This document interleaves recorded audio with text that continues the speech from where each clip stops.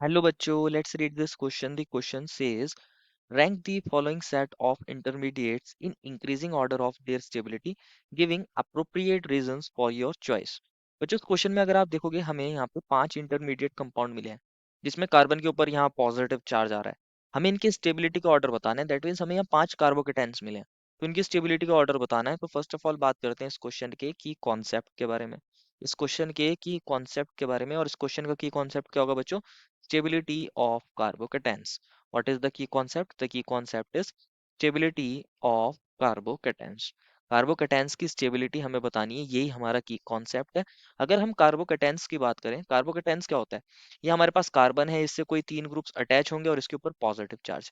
Actual में क्या होता है, इसके पास क्या हो रहा होगा, मान लीजिए कोई ग्रुप R1 अटैच है, ये कोई ग्रुप R2 अटैच है, ये R3 ग्रुप अटैच है, कोई भी ग्रुप्स हो सकते हैं। तो होता क्या है, यहाँ कार्बन के पास टोटल 6 इलेक्ट्रॉन है, 1 2 3 4 और ये 5 6, टोटल इसके पास 6 इलेक्ट्रॉन है। तो ये कार्बन कैसा होता है? Electron deficient. कैसा होता है बच्चों ये कार्बन? Electron deficient. अगर कोई ग्रुप ऐसा हो जो इसके ऊपर इलेक्ट्रॉन्स को रिलीज करे, इलेक्ट्रॉन डोनेट करे, इलेक्ट्रॉन डोनेटिंग ग्रुप हो, तो वो क्या काम करता है? इसको इलेक्ट्रॉन डोनेटिंग ग्रुप इसको स्टेबलाइज करता है। इसको क्या करता है? स्टेबलाइज करता है। और जो इलेक्ट्रॉन विड्रॉइंग होगा वो डिस्टेबलाइज करेगा। तो हमें समझना है, कोई इलेक्ट्रॉन रिलीजिंग ग्रुप होगा, डोनेटिंग ग्रुप होगा, तो उसको स्टेबलाइज करेगा। और अगर कोई इलेक्ट्रॉन विड्रॉइंग ग्रुप होगा, इलेक्ट्रॉन विदड्रॉइंग ग्रुप, वो क्या काम करेगा बच्चों? इस कार्बन को, इस पे पहले ही पॉजिटिव चार्ज है, इसको डीस्टेबलाइज करेगा। क्या काम करेगा? डीस्टेबलाइज करेगा। तो बस बच्चों हमें ये देखना है कि कहाँ पर सबसे ज्यादा स्टेबलाइजेशन मिल रहा है, कहाँ पर हमारा कार्बन सबसे ज्यादा स्टेबल होगा। तो फर्स्ट अगर आप देखोगे बच्चों, इसके अंदर जो फर्स्ट कंपाउंड मिला है, फर्स्ट को लिखते हैं बच्चों। इसके अंदर क्या है? ये ऑक्सीजन है। इसके अंदर ये ऑक्सीजन है, यहाँ पॉजिटिव है। यहाँ ऑक्सीजन के पास लोन पेयर है, लेकिन ये ऑक्सीजन इसको स्टेबलाइज नहीं कर पा रहा है। ऑक्सीजन के पास यहाँ लोन पेयर तो है, लेकिन ये इसको स्टेबलाइज नहीं कर पा रहा, क्योंकि ये पॉजिटिव चार्ज के साथ कॉन्जुगेशन में नहीं है। पॉजिटिव चार्ज के साथ कॉन्जुगेशन में नहीं है। लेकिन जो सेकंड कंपाउंड है उसको देखना बच्चों, उसके अंदर क्या होता है बेसिकली, यहाँ ये ऑक्सीजन है, यहाँ ये ऑक्सीजन है और यहाँ ये पॉजिटिव चार्ज है। यहाँ ऑक्सीजन क्या काम करता है? अपने इलेक्ट्रॉन्स इसको देता है, इसके साथ शेयर करता है, इसके साथ यहाँ पे इसको देगा, डोनेट करेगा, और यहाँ पर क्या बनाता है? इसके साथ बॉन्ड बना लेता है। यहाँ इसके साथ ये बॉन्ड बना लेता है, ऑक्सीजन ने इसके साथ बॉन्ड बना लिया और इस पर आ जाता है पॉजिटिव चार्ज। इस इफेक्ट को बोलते हैं प्लस मेसोमेरिक इफेक्ट। क्या बोलते हैं? प्लस मेसोमेरिक इफेक्ट या प्लस एम इफेक्ट बोलते हैं। ये प्लस एम इफेक्ट के थ्रू स्टेबलाइज हो रहा है, अपने इलेक्ट्रॉन्स डोनेट कर रहा है ना, तो ये स्टेबलाइज हो रहा है। ये कैसा कार्बोकैटायन है बच्चों? ये स्टेबलाइज कार्बोकैटायन है।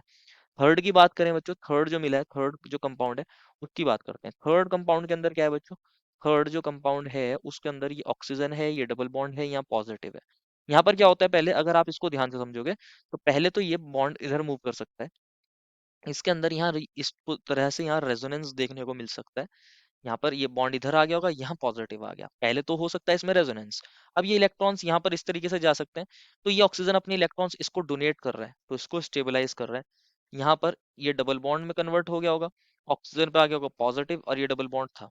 तो यहाँ प्लस मेसोमेरिक स्टेबलाइजेशन भी है, प्लस एम स्टेबलाइज भी है, ये कार्बोकेटायन प्लस एम स्टेबलाइज भी है। और साथ में यहाँ पर रेजोनेंस भी देखने को मिल रहा है। कौन सा इफेक्ट देखने को मिल रहा है? रेजोनेंस। रेजोनेंस भी देखने को मिल रहा है। पाई बॉन्ड्स यहाँ बेसिकली कॉन्जुगेशन में भी है, तो उसको स्टेबलाइज कर रहे हैं। दो दो इफेक्ट देखने को मिल रहा है, प्लस एम भी देखने को मिल रहा है और रेजोनेंस भी देखने को मिल रहा है।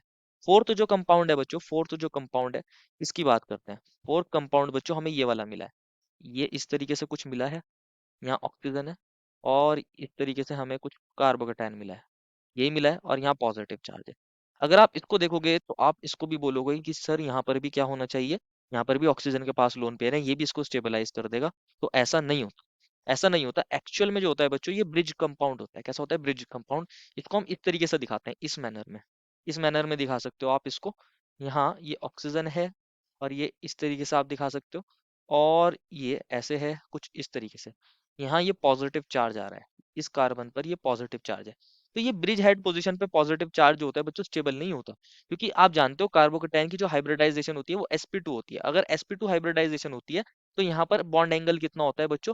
बॉन्ड एंगल, यहाँ पर जब sp2 हाइब्रिडाइजेशन होती है तो बॉन्ड एंगल 120 डिग्री होता है। लेकिन ये जो स्ट्रक्चर होता है, इस स्ट्रक्चर के अंदर बॉन्ड एंगल 120 डिग्री अचीव करना मुश्किल हो जाता है, क्योंकि ये एक रिजिड स्ट्रक्चर होता है। यहाँ पर होता है एंगुलर स्ट्रेन।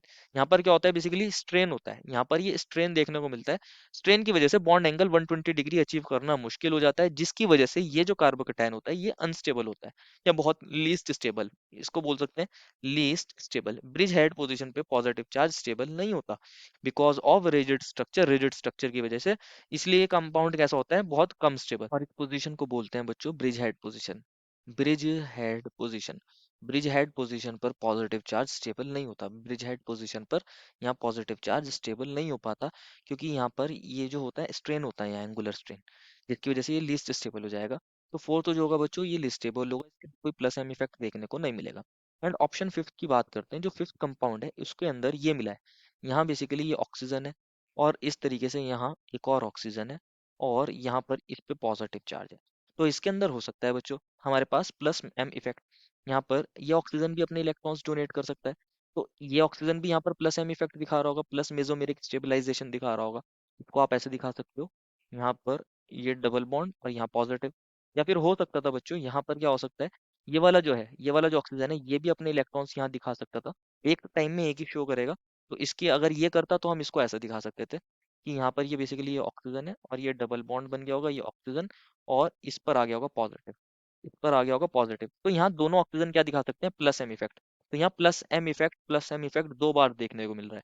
तो ये बहुत ज्यादा स्टेबल होगा, वेरी स्टेबल, वेरी स्टेबल। अब स्टेबिलिटी की बात करते हैं, ऑर्डर ऑफ स्टेबिलिटी बताते हैं। अगर हम ऑर्डर ऑफ स्टेबिलिटी की बात करें, तो जो फिफ्थ वाला है, फिफ्थ वाला जो है इसके अंदर दो जगह से प्लस एम इफेक्ट लग सकता है। तो फिफ्थ वाला जो होगा सबसे ज्यादा स्टेबल होगा। अगर हम बात करें बच्चों, यहाँ पर जो हमारे पास थर्ड था और सेकंड था, सेकंड में सिर्फ प्लस एम इफेक्ट लग रहा है, लेकिन थर्ड में क्या है, पाई बॉन्ड बेसिकली कॉन्जुगेशन में भी पार्टिसिपेट कर रहे हैं और प्लस एम भी लग रहा है। तो ये जो होगा थर्ड वाला, ये ज्यादा स्टेबल होगा एज कम्पेयर टू सेकंड। तो हम थर्ड वाले को ज्यादा स्टेबल बताएंगे एज कम्पेयर टू सेकंड। और इसके बाद कौन आएगा बच्चों, इसके बाद आएगा हमारे पास फर्स्ट। उसके अंदर कोई भी इफेक्ट नहीं लग रहा। इनफैक्ट यहाँ पर ये क्या हो सकता है, बेसिकली ये CH2 ग्रुप होगा, ये प्लस आई इफेक्ट लगा सकता है, इसको स्टेबलाइज करने का काम कर सकता है। यहाँ जो कार्बन होता है इसके पास बेसिकली हाइड्रोजन भी होंगे, तो यहाँ हाइपर कॉन्जुगेशन भी देखने को मिल सकता है। ऑल्दो जो हमारा प्लस एम इफेक्ट और रेजोनेंस उससे वीकर इफेक्ट होते हैं, तो ये वाला फिर भी कुछ हद तक स्टेबल होगा। जो हमारा फर्स्ट है वो इन सबसे कुछ हद तक कम स्टेबल होगा। एंड उसके बाद आएगा हमारे पास लीस्ट स्टेबल, जो है ब्रिज हेड पोजीशन पर जो पॉजिटिव चार्ज आ रहा है, ये लीस्ट स्टेबल है। तो फोर्थ जो आएगा हमारे पास, ये सबसे पीछे जाएगा। तो ये ऑर्डर ऑफ स्टेबिलिटी आएगा 5 3 2 1 4। तो यही पूछा गया था, this is the final answer. I hope you understood it well and best of luck.